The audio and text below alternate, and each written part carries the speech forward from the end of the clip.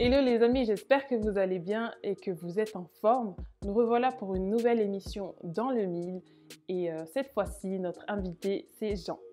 Jean, de quoi est-ce que tu vas nous parler aujourd'hui? Salut Géco. Moi en ce moment, je trouve que c'est super difficile de faire confiance au gouvernement par rapport à ce qu'il nous dit. On n'a qu'à voir aussi avec le gouvernement de la Chine de ce qu'il nous a dit, on n'a vraiment pas tout compris. Et tu vois, du coup, j'ai vraiment du mal à leur faire confiance entre ce qu'ils nous disent, ce qui est vrai, ce qui n'est pas vrai. Et en ce moment, c'est quelque chose qui me frustre beaucoup. Ok, je comprends. Mais en quoi c'est frustrant pour toi? Alors j'aime bien savoir où je vais. Je pense que tout le monde d'ailleurs apprécie ça. On sait où on va, on a des objectifs, on a un programme, etc. Et c'est vrai que là, on ne sait pas trop comment ça va se passer. Je sais qu'il y a plein de questions en suspens, mais je dois apprendre à faire confiance. D'abord à ce plan de déconfinement qui va être mis en place, apprendre à le respecter aussi. Et tu sais, il y a une chose aussi auquel je ne suis pas insensible, c'est tous ces décès aussi qu'il y a en France. Et c'est vrai que ça me pose beaucoup de questions. Alors voilà, tout ça, ça me frustre, mais j'apprends. J'apprends à dire, ok, je vais faire confiance, on va aller de l'avant. Il y a plein de choses qu'on ne comprend pas encore avec ce virus, mais je vais aller de l'avant. Et je me suis demandé, peut-être toi Géco aussi d'ailleurs, est-ce que tu arrives à faire confiance de manière naturelle? Parce que pour toi c'est facile de faire confiance. Non, pour moi, c'est pas trop difficile. Justement, c'est mon plus grand problème, c'est que je fais trop vite confiance aux personnes et je suis souvent déçue. C'est super intéressant ce que tu dis Géco. Tu fais confiance trop facilement et parfois tu peux être déçu. Moi cette semaine, j'ai lu un passage où il est question de confiance absolue, de faire confiance à fond. Et puis ça m'a encouragé. Ok, tu peux nous dire ce que tu as lu? Psaume 62, au verset 9. Vous, les gens de mon peuple, ayez confiance en lui, instant après instant. Ouvrez-lui votre cœur, Dieu est notre refuge. Dans la version du Semeur. C'est vraiment un passage qui m'a vraiment marqué profondément. Une autre traduction, vous qui êtes là, fiez-vous toujours à lui, confiez-lui ce qui vous préoccupe. C'est super fort en fait. Confiance absolue, j'ai envie de dire confiance instant après instant, à toute épreuve, une confiance tout terrain. D'accord.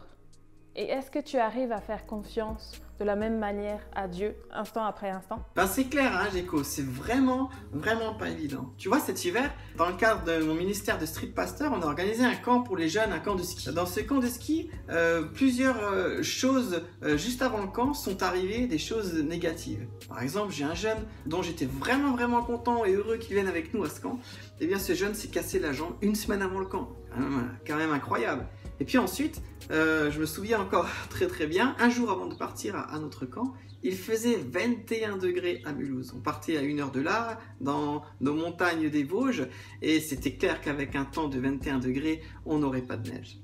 Puis tu vois, on a décidé de partir en fait, on a décidé de faire confiance à Dieu. On avait de toute façon pas le choix, on a dû faire confiance à Dieu pour le nombre d'inscrits au niveau des jeunes, on a dû faire confiance à Dieu pour la météo, et puis il a neigé 3 fois dans la semaine et c'était vraiment incroyable en fait parce qu'on a pu faire 3 jours de ski. 3 jours de ski vraiment super avec les jeunes. Et vraiment on a vu que Dieu était grand et que Dieu a pourvu dans ce camp. Alors on a dû complètement faire confiance parce qu'il y a plein de choses qu'on ne maîtrisait pas, qu'on ne voyait pas. Mais on a vu Dieu agir pour ces jeunes des quartiers avec qui on travaille, ces jeunes d'un foyer de jeunes migrants pour qui c'est la première ou deuxième fois qu'ils partaient au ski. Alors c'était vraiment excellent, on était vraiment hyper reconnaissants. Ok, donc si je comprends bien, il y a des choses qu'on voit et il y a des choses qu'on ne voit pas. Et c'est là que c'est le plus difficile d'avoir confiance. Et oui, c'est difficile de faire confiance quand on ne voit pas les choses. Alors quand c'est devant nous, c'est beaucoup plus simple. Il y a dans ce verset-là que j'ai lu, l'idée aussi de dire ce qu'on a sur le cœur à Dieu. Ça, c'est quelque chose de très intéressant aussi. Parce que c'est vrai que Dieu, on ne le voit pas, mais on peut vraiment lui dire ce qu'on a sur le cœur.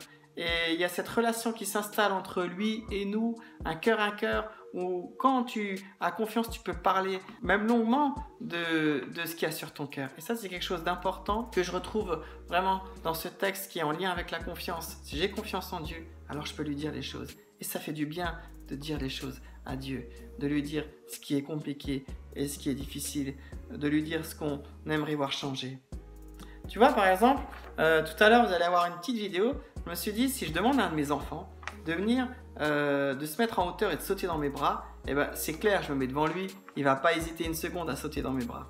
Mais je me suis posé la question, si je lui bandais les yeux, si juste à ma voix, il allait me faire confiance. et me sauter dans les bras.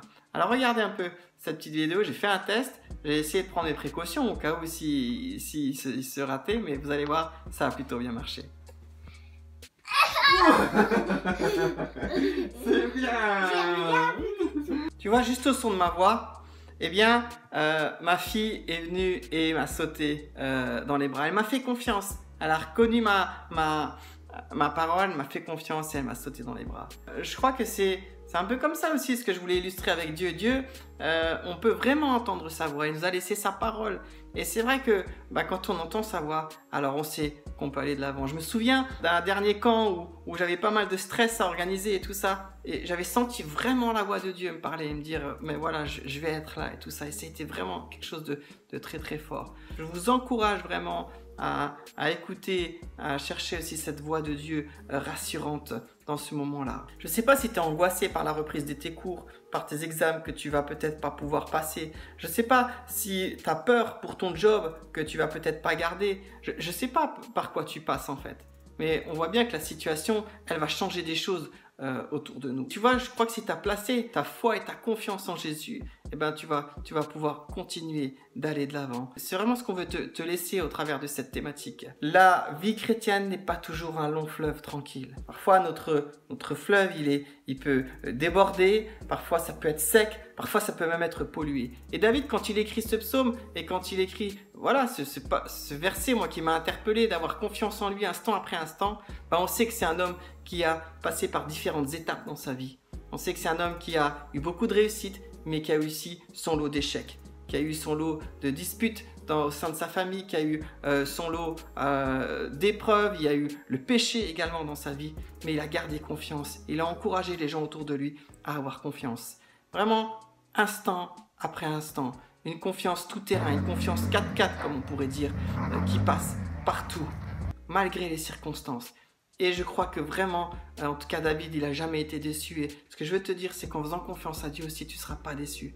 Et je crois vraiment, ça c'est l'idée de faire confiance à Dieu, que loin de là, vraiment loin de là, on sera déçu de Dieu parce qu'il est bien présent et il est amour et il veut qu'on continue vraiment le chemin avec lui dans la confiance.